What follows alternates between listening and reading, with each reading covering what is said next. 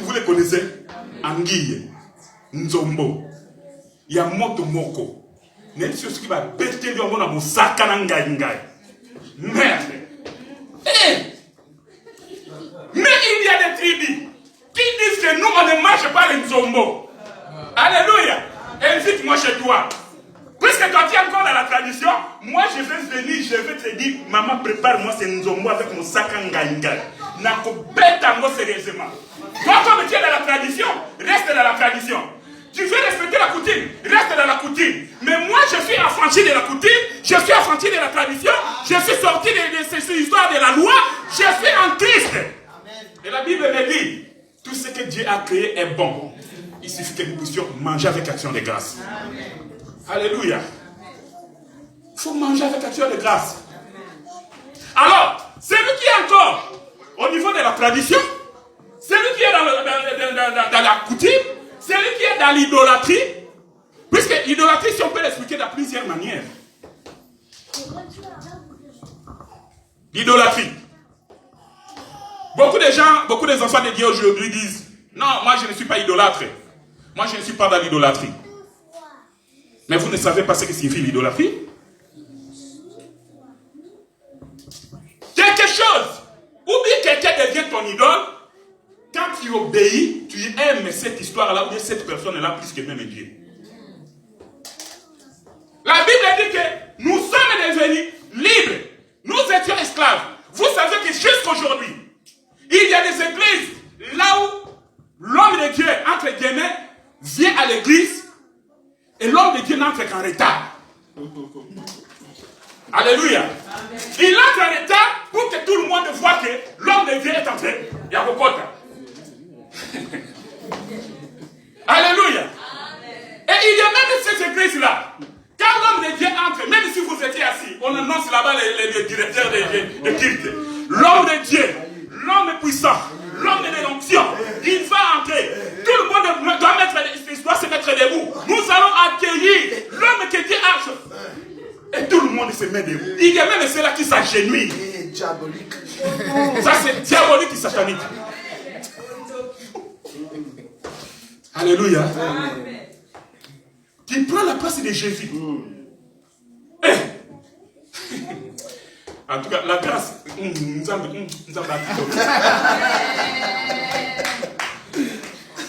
Alléluia. La grâce de Dieu. Nous avons vu, quand l'homme de Dieu, quand on vient rencontrer soi-disant un homme de Dieu, mais tu dois t'agenouiller. Donc si l'homme de Dieu est assis là-bas au fond, toi tu dois commencer à marcher à genoux, à partir d'ici. Tu vas à genoux, à genoux, à genoux, jusqu'à arriver au pied de l'homme de Dieu. C'est de l'idolâtrie. Alléluia. Ça c'est pour les hommes. L'idolâtrie. Aujourd'hui, nous savons tous, il y a Facebook qui est au top. Alléluia. Il y a des gens qui n'ont pas le temps pour lire la Bible. Des gens qui n'ont pas le temps pour méditer la parole de Dieu. Ne serait-ce que pour écouter les cantiques. Ils n'ont pas le temps. Mais Facebook, madre mia. Je te dis Facebook. Donc on dort à Facebook, avec ce Facebook, on se réveille avec Facebook. Toute la journée Facebook. On prépare avec Facebook. Là, c'est pas là que maman me dit si quand elle est Facebook. Je vous dis, c'était sérieux. Les maris étaient fâchés. Biloko Ziki. L'homme me dit, qu'est-ce que moi je vais manger maintenant? Oh non chérie, attends, je vais faire quelque chose de rapide là, tu vas manger. Mais qu'est-ce que tu fais? Elle était sur Facebook. Voilà. Alléluia. C'est de l'idolâtrie. Alléluia. Donc tu aimes quelque chose, plus que même Dieu. Il y a des gens qui arrivent même à l'église en retard. Parce qu'il devait attendre une émission là qui va passer, les filles là qui sont sorties comme des maillébolas, qui font des émissions par internet là. Donc parce qu'on a annoncé une histoire que cette fille là va raconter, elle va se connecter à terre là, et la sœur est là, au lieu de venir à l'église, elle fait le tour, elle va, elle entre, elle vient, elle regarde. Jusqu'à ce qu'elle va suivre même une partie, après elle sort en courant pour venir à l'église. C'est de l'idolâtrie. Alléluia. Mais nous, j'espère que nous tous comme nous sommes là, le Seigneur Jésus-Christ nous a rachetés par son sang. Et nous avons affranchi cette étape-là de l'idolâtrie. La coutume, les traditions sont restées derrière nous. Alléluia. Parce que nous sommes morts en Christ et nous vivons en Christ. Alléluia. Maintenant, le Seigneur va prendre le repos qui était pour lui. Il va donner ça au peuple d'Israël. Et il va dire, toute personne qui va violer cette loi, il va mourir. J'aime dire. Et nous devons bénir beaucoup ce peuple d'Israël. Vous savez, parce que si le peuple d'Israël avait obéi à toute la loi, toi et moi, nous n'aurions pas de place. Alléluia. Toi et moi, nous n'aurions pas de place, bien-aimés. Et nous nous sommes posé la question, mais comment le Seigneur a fait que nous puissions avoir cette grâce-là? Il faut que quelque part, Israël ferme la porte pour que nous puissions avoir l'accès. Donc quand je dis Israël ferme la porte, c'est-à-dire ferme la porte au Seigneur Jésus-Christ. Alléluia. Et tout cela venait de Dieu. Puisque Dieu avait déjà préparé ces choses-là bien avant même le commencement du monde. Alors nous disons que les réponses, en fait, c'est un mystère. Un mystère caché. Que comme ça, avec les yeux comme ça, tu ne peux pas comprendre. Mais, le 7e jour, c'est le jour du repos. Comme on avait dit l'autre jour. Donc, quelqu'un qui a travaillé pour la tradition, pour la coutume, je ne sais pas si tu étais dans quelle idolâtrie. Tu es fatigué. Alors, quand tu viens au Seigneur, le Seigneur te reçoit à bras ouverts. Alors, si tu n'es pas fatigué, bien aimé, même si tu viens à l'église, tu peux passer ici 2 ans, 3 ans, 5 ans. Mais tu n'es pas fatigué de ces choses-là. Tu n'auras pas de repos. Tu ne vas pas entrer dans le repos du Seigneur. Alléluia. Voilà pourquoi nous avons dit, dans les cimetières, c'est le cimetière qui reçoit tout. Que tu sois pauvre, riche, pécheur, un homme qui craint Dieu, le cimetière reçoit tout. Alléluia. Amen. Mais une fois dans les cimetières, là, tu dois marcher conformément à celui qui est le propriétaire du cimetière. Ou bien à ce que le cimetière va te dire de suivre. C'est comme ça avec le Seigneur. Tu ne peux pas venir, tu dis que j'ai donné ma vie au Seigneur Jésus-Christ, une fois dans le Seigneur, et comme ça tu continues à marcher comme tu veux. Tu vas conduire ta vie comme tu veux. Bien aimé, tu n'auras jamais de repos. Le repos n'est pas pour toi. Et si tu continues comme ça, plusieurs années, il faut bien regarder. Est-ce que tu n'es pas le fils de la perdition? Parce qu'il y a des gens qui sont destinés pour l'enfer, vous le savez. Amen. Alléluia. Donc, la parole que nous vous annonçons ici, c'est cette parole-là qui doit te transformer. C'est comme un marteau. Petit à petit, des coups à gauche, à droite, pour te donner la forme. Pour que tu sois vraiment cadré, tu puisses entrer dans l'édifice, dans la maison. Mais si la parole que nous prêchons ici, Dr. Roger passe ici, il transpire. Toi, une année, 2 ans, 3 ans, comme je l'ai toujours dit, tu ne changes pas. Non, tu dois te regarder bien. Alléluia. Amen. Ici, il n'y a pas de magie. Vous chercherez si vous n'avez pas trouvé de l'eau, de l'huile que nous utilisons, des mouchoirs. Non. Nous vous présentons seulement la parole. Et c'est la parole qui va te transformer. Alléluia. Et en parlant de cela, bien aimé, j'aimerais que nous allions un peu à Genèse. Nous allons visiter Genèse. Pour voir si, depuis le commencement, comme nous l'avons dit, que Dieu avait déjà préparé ces choses-là. Nous allons aller au commencement. Alléluia. Amen. Genèse chapitre 2, verset 2. Genèse chapitre 2, verset 2. Genèse chapitre 2, 2e verset. Dieu acheva au 7e jour son œuvre qu'il avait faite Et il se reposa au 7e jour de toute son œuvre qu'il avait faite. Amen. Alléluia. Là, nous sommes à la création. Est-ce que l'église est avec moi? Amen. Nous sommes au niveau de la création. Dieu, quand il a commencé à créer, les premiers jours, Dieu dit que la lumière soit. Et la lumière fut. C'était le premier jour. Mais d'où venait cette lumière-là? Alléluia. Cette lumière-là venait de lui-même. Alléluia. Au deuxième jour, Dieu va séparer les eaux d'en bas et les eaux d'en haut. Amen. Le troisième jour, Dieu va rassembler les eaux d'un côté et la terre va rester de l'autre côté. Et dans cette terre-là, il y a des arbres qui vont pousser, qui vont germer. Nous allons arriver. Alors nous sommes arrivés au troisième jour. Mais qu'est-ce que le Seigneur va faire?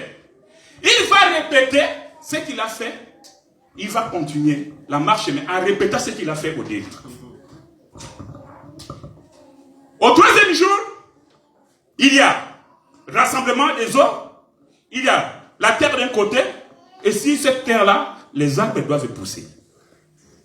Mais pour que les arbres poussent, la Bible nous dit qu'il faut que la pluie tombe. Parce que les arbres que nous voyons, nous mangeons ici, quand nous achetons des fruits ici à Clémenceau, les pommes, les raisins, tout ça. Ces arbres-là n'ont pas poussé de la terre ou bien ça a commencé, je ne sais pas, quelqu'un avait semé ça par terre, non. Tout arbre que nous voyons, la semence est venue du ciel. Par la pluie, Dieu a envoyé la pluie et la pluie est tombée, la pluie a donné la semence à la terre et cette semence-là a germé et ça a poussé. Alléluia.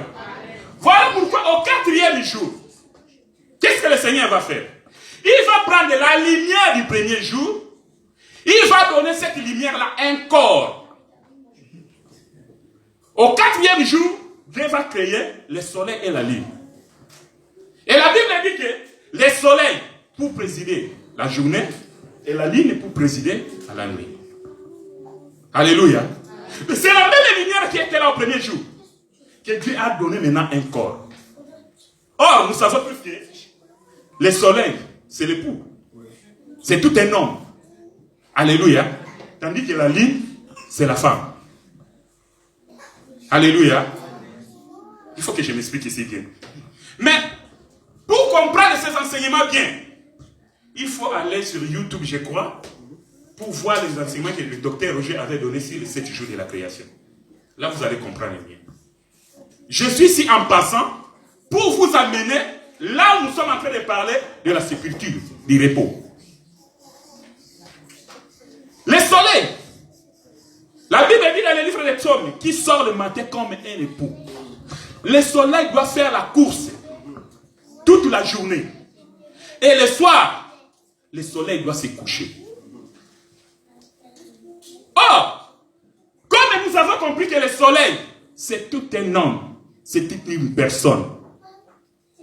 Se coucher ou dormir n'est rien d'autre que mourir. C'est ce que nous disent les Écritures. Alléluia. Donc, quand le soleil se couche, qu'est-ce qui va se passer? La lune doit entrer en action. Mais la lune et les étoiles pour donner de la lumière. Où est-ce qu'ils doivent épuiser de la lumière? Du soleil. Alléluia. Donc, la journée, quand le soleil termine sa course, le soleil entre dans la ligne et la ligne va commencer maintenant la course jusqu'à la fin. Alléluia. Or, le soleil, c'était au temps de la loi. Alléluia. Au temps de la grâce, cette loi-là, ou bien ce qui était lion, va devenir l'agneau. L'agneau, c'est la ligne. Alléluia. Ou si vous ne comprenez pas, ici, le soleil n'est rien d'autre que les lions. Et dans les lions, on doit trouver le miel. Alléluia. C'est le temps de la grâce. Alléluia. Nous continuons, bien aimés. Là, nous étions au 4e jour. Il y a beaucoup de choses à dire ici. Nous avons déjà parlé du chiffre 4, vous vous souvenez? Alléluia. Et même les Judas que nous avons parlé, nous avons introduit aujourd'hui. Il était le 4e fils. N'est rien d'autre que notre Seigneur Jésus-Christ. Alléluia. Qui devait venir à la 4e génération. Amen. Et au 5e jour, Dieu va créer les oiseaux et les poissons. Mais la Bible nous dit que, précise, quand il parle de poissons, on s'arrête là. Mais pour les oiseaux, il dit qu'ils doivent voler vers l'étendue, vers le ciel. Aha. Nous comprenons, bien aimés, la séparation des eaux ici doit se faire à l'aide du soleil. Alléluia. Comment Dieu va séparer ces eaux qui sont là-bas? Physique. Cours de physique. C'est quelle classe? Deuxième CO, je ne sais pas moi. C'est depuis l'école primaire. Alléluia. Pour qu'il y ait l'évaporation, écoutez-moi bien. Les eaux qui sont ici, ce sont des eaux qui étaient là-bas comme ça. Mais il faut que le soleil vienne. Le soleil doit frapper les eaux.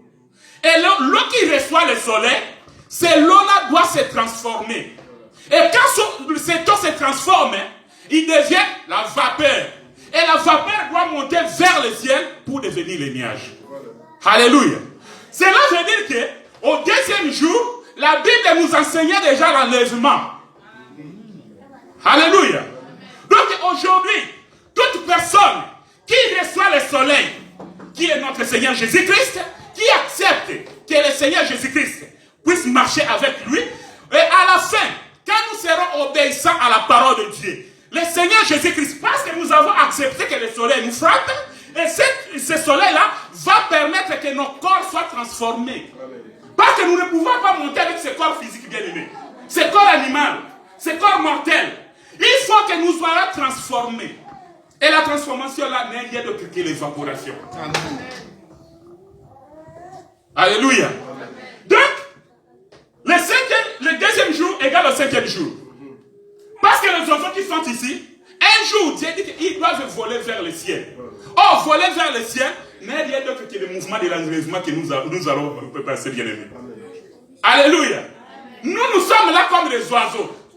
Mais nous devons, la Bible nous appelle, la Bible dit que nous devons voler un jour vers le ciel. Et vers l'étendue. Or, l'étendue, c'est le ciel. Le ciel, quand Jacob va voir cela, il va voir qu'il y avait une échelle qui reliait le ciel et la terre. Alléluia. Et les anges montaient et descendaient. Montaient et descendaient. Vous allez lire bien aimé.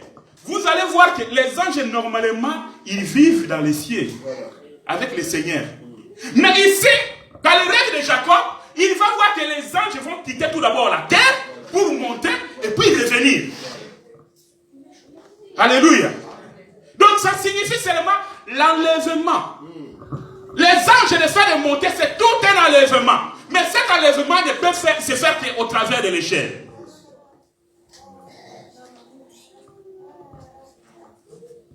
Alléluia. Alors, comme nous sommes là, comme nous l'avons déjà dit, bien aimé, ce que nous en dirons ici, comme problème, comme difficulté, nous avons donné les dos au monde. Nous ne voulons pas faire n'importe quoi, comme les autres. Ils gagnent leur vie facilement. C'est-à-dire que nous sommes en train d'accepter que le soleil nous frappe. J'avais aimé ce que le docteur Roger avait dit. Ceux qui vont monter à l'enlèvement ne seront que des noirs. Alléluia. Si tu es blanc, tu ne vas pas monter. Alléluia. Il faut que j'explique. Alléluia. Les noirs vont monter. Alléluia. Ne me regardez pas avec des yeux un peu bizarres. Quand je parle de noirs, je ne parle pas de noirs, de ces couleurs et toi. Alléluia. Donc les noirs vont monter comment? Parce que quand le soleil te frappe, ce soleil-là va te brûler. Le soleil doit te brûler. Quand tu es brûlé, alors maintenant, tu es maintenant une bonne offrande. Et là, tu peux monter bien aimé dans les cieux. Et le Seigneur Jésus-Christ lui-même nous a donné l'exemple. Parce que Jean-Baptiste nous a présenté comme voici l'agneau. Alléluia. Oh, le Seigneur Jésus-Christ, en mourant sur la croix, il avait la peau noire. Alléluia. Parce qu'il avait accepté qu'il passe par le feu. Voilà. Nous, la Bible dit que nous sommes en train d'être jugés ici sur la terre. Voilà. Nous passons par le feu. Et celui qui passe par le feu, c'est là où j'avais prêché un jour en Espagne, j'avais dit qu'à la croix, il avait la barbecue. Mais sinon, je crois. Alléluia. La croix, c'était la barbecue. Amen. Donc le Seigneur Jésus-Christ, il est mort noir. Parce qu'en tant qu'agneau de Dieu, il est passé sur l'autel. Et l'autel, le feu l'a brûlé. Voici comment Dieu l'a agréé. Et Dieu, depuis le temps de la loi, il n'avait jamais mangé. Alléluia. Dieu n'avait jamais mangé. Même si nous lisons dans la Bible, non, ils ont donné des holocaustes, ils ont donné des offrandes, ils ont donné ceci. Dieu n'a jamais mangé. Alléluia. Il va manger quand? Là, je vois David. Alléluia. Quand le fils va mourir, c'est là où le roi va se mettre debout, il va se laver, il va se parfumer, il va se mettre sa tenue royale et il va demander qu'on lui apporte à manger. Alléluia. Alors le Seigneur Jésus-Christ, la Bible dit qu'il n'a voulu ni sacrifice, ni holocauste, ni offrande. Je me suis dit, voici je viens pour faire ta volonté. Alléluia. Voilà pourquoi je vous disais tout à l'heure que Dieu n'a jamais mangé, parce qu'il ne voulait pas de l'holocauste, il ne voulait plus de sacrifice. Mais quand son fils s'est sacrifié, là Dieu a accepté, lui, voilà la nourriture que je cherchais. Et il a mangé. Nous aussi, comme nous sommes là, si réellement nous sommes dans les cimetières de Jésus, il nous a laissé un exemple que nous devons suivre. Nous avons accepté d'être brûlés. Nous ne regardons pas les choses du monde. Si le Seigneur nous bénit avec des voitures, gloire à Dieu. Avec des maisons, gloire à Dieu. Avec tout ce que nous avons besoin, nous disons gloire à Dieu. Mais nous, la première des choses, que nous ayons le royaume des cieux. Et quand nous avons le royaume des cieux, tous les restes vont nous suivre. Dieu va nous donner comme les Maccabis. Alléluia. Voilà pourquoi nous avons dit que les oiseaux et la séparation des eaux n'est rien d'autre que l'enlèvement. Alors le troisième jour, nous disons qu'il est au sixième jour. Parce qu'au troisième jour, Dieu va rassembler les eaux. Et les eaux ici, selon Apocalypse chapitre 17, on nous dit que ce sont des peuples, des nations et des langues. Là, l'église est déjà partie à l'enlèvement au deuxième jour. Maintenant, ceux qui vont rester, c'est là où les nations vont se comploter pour maltraiter, pour venir attaquer Israël. Ils vont se rassembler. Et laisse-moi vous dire en passant, le rassemblement des eaux a déjà commencé petit à petit. Quand vous entendez parler des États-Unis, ce sont des États qui se sont unis. On parle de l'Union européenne. On parle de l'Union africaine. Vous voyez comment les eaux commencent à se rassembler? Alléluia. Mais quand ces eaux sont en train de se rassembler ici, ils ont fait un travail. Mais maintenant, comme au troisième jour, il y a des arbres, quand il y a séparé, à rassembler les eaux d'un côté et la terre de l'autre côté, il y a des arbres qui ont germé, comme nous l'avons dit, et les arbres qui vont germer là-bas n'est rien d'autre que les 144 000. Alléluia. Ces arbres doivent pousser. Les arbres ici, ce ne sont pas des arbres de non. Nous parlons des hommes. Alléluia. Et la pluie qui va tomber ici n'est rien d'autre que l'enseignement des besoins. Quand les deux vont venir, vont prêcher à Israël, alors les arbres qui vont pousser là-bas, donc c'est-à-dire les hommes qui vont accepter la parole de Dieu en Israël, qui seront sauvés, seront les 144 000. Alléluia. Et le 6e jour, Dieu va créer l'homme. Au chapitre 1 de Genèse, la Bible dit que Dieu créa l'homme et la femme. Mais au chapitre 2, ce n'est pas une autre personne. Ce n'est pas une autre création. C'est maintenant les détails de la création de l'homme et la femme que Dieu avait parlé au premier chapitre. Puisque souvent les gens confondent ces deux chapitres-là. Alléluia.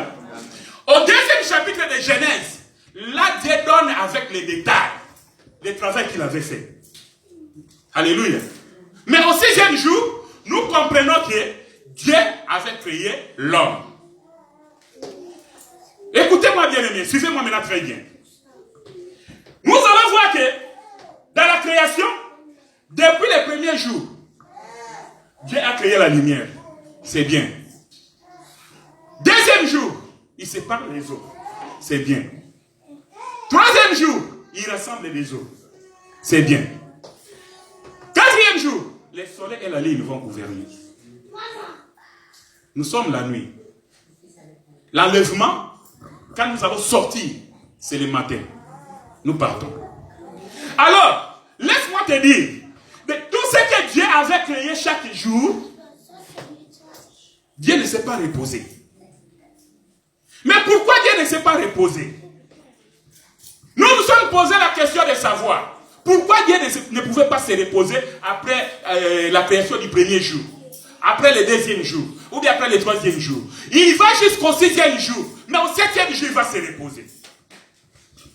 Comme on avait dit l'autre jour, bien aimé, que Adam, qui a été créé, il était là comme une statue, et Keko. Et quand Dieu vient souffler à Adam, il devient une âme vivante. Et nous avons expliqué que tous les mouvements que Adam faisait, parce qu'il a été créé à l'image de Dieu, c'est-à-dire que Adam n'était pas le véritable homme. Nous avons expliqué ça le dimanche passé. C'est-à-dire tous les mouvements que l'homme qui était au ciel, le véritable homme, faisait dans le ciel, c'est ce que Adam faisait sur la terre. Alléluia. Écoutez-moi maintenant. Dieu maintenant va créer les animaux. Il amène les animaux devant Adam. Il dit, Adam, tu vas nommer les animaux. Adam commence à nommer. Toi, tu seras appelé antilope. Toi, avec ta taille là, toi, tu es éléphant. Toi, avec les cheveux, toi, tu seras les lions. Mais en réalité, ce n'est pas Adam, l'homme, qui était sur la terre, qui nommait les animaux. C'est Dieu lui-même qui nommait les animaux. Alléluia. Pourquoi nous disons cela? Parce que quand le second Adam va venir, le véritable Adam va venir, lui, il doit répéter les mouvements d'Adam, le premier Adam qui avait fait de la jardin, qui nommait les animaux. Un jour, la Bible me dit que les pharisiens sont venus voir le Seigneur Jésus-Christ. Ils vont dire, Seigneur, Jésus, écoutez, toi tu es encore ici. Hérode cherche à te tuer. D'ailleurs, moi, des fois, je ne comprenais même pas les pharisiens et les sadducéens. Et ils étaient là pour écouter, pour chercher à contrecarrer le Seigneur Jésus avec des questions, pour mettre les pièges, pour voir comment il va répondre. Mais eux-mêmes, ils sont venus encore. Jésus, écoute, Hérode cherche à te tuer. Et le Seigneur Jésus va dire, écoute, moi je suis le véritable Adam. Celui-là que vous appelez Hérode, il s'appelle Renard. Alléluia. Voilà pourquoi le Seigneur Jésus-Christ va dire, allez dire à ces renards-là, que je suis là aujourd'hui, je vais faire le miracle aujourd'hui, demain et après-demain, je m'en irai, je vais m'arrêter. Nous comprenons que donc celui qui nommait les animaux dans le jardin, c'était le Seigneur Jésus-Christ. Alléluia. La Bible dit, Dieu va dire, il n'est pas bon que l'homme soit seul. Alléluia. Est-ce que Adam avait demandé à Dieu que moi j'ai besoin d'une femme? Alléluia. Adam avait demandé à Dieu. C'est Dieu lui-même qui va dire qu'il n'est pas bon que l'homme soit seul. Je vais lui faire une aide semblable. Alléluia. C'est Dieu. le meilleur exemple que nous pouvons trouver dans la Bible, qui représente le mariage de notre Seigneur Jésus-Christ avec l'Église, c'est le mariage d'Isaac. Alléluia. Où le père va voir que le fils a grandi, c'est le père qui voit les besoins du fils. C'est le père qui va dire que non, écoute, toi, mon serviteur, le plus ancien de la maison, viens. Tu vas chercher une femme pour mon fils Isaac. Alléluia. Donc dans tout cela, nous comprenons que c'est Dieu qui faisait tout cela.